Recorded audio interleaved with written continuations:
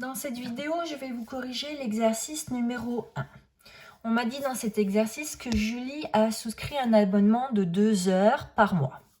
À la fin du mois, il se peut qu'elle ait soit dépassé son forfait, soit non dépassé son forfait. Donc il y a deux états.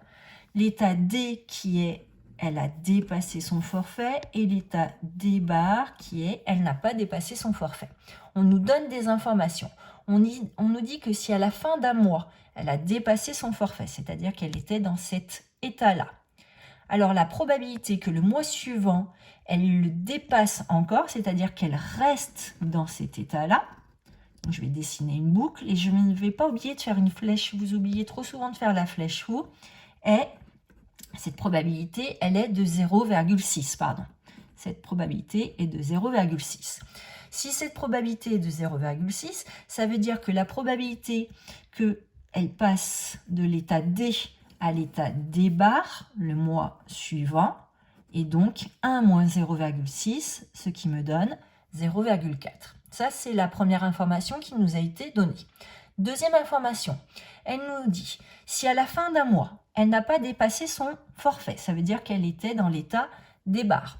Quelle est la probabilité que le mois suivant, donc le mois suivant, elle dépasse son forfait? Ça veut dire qu'elle passe de l'état D bar à l'état D le mois suivant. Cette probabilité, l'énoncé nous dit qu'elle est de 0,2. Du coup, ça nous permet d'en conclure que la probabilité qu'elle reste dans l'état « je ne dépasse pas mon forfait le mois suivant » est de 1 moins 0,2, ce qui donne 0,8. Donc là, on a répondu à la question numéro A. C'est quelque chose que vous arrivez bien à faire.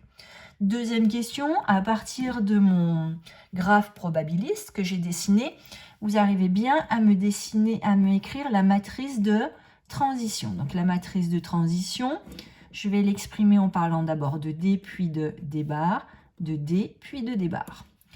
Donc, coefficient. Quelle est la probabilité quand on était dans l'état D de rester en D? On a dit 0,6.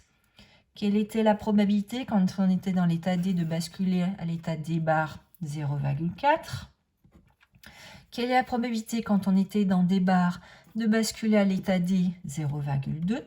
Probabilité quand on est en D bar de rester en D bar, ça fait 0,8.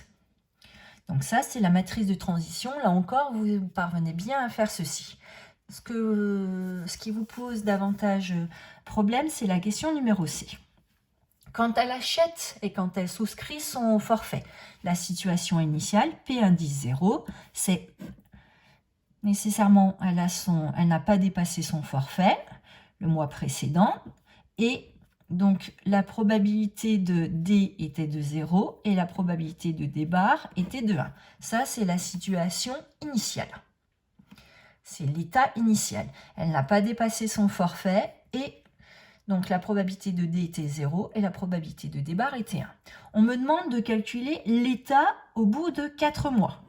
Donc je sais que l'état au bout de 4 mois est noté P indice 4, donc c'est l'état probabiliste après 4 évolutions, et il s'obtient en faisant P indice 0 fois M exposant 4.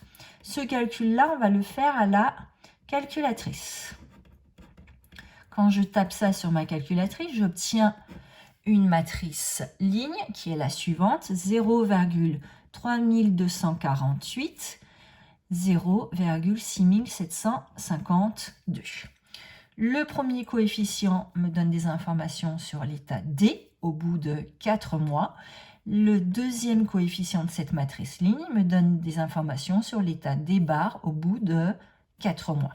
Donc après 4 mois, la probabilité, alors ici on me demande quelle est la probabilité que Julie ait dépassé son forfait,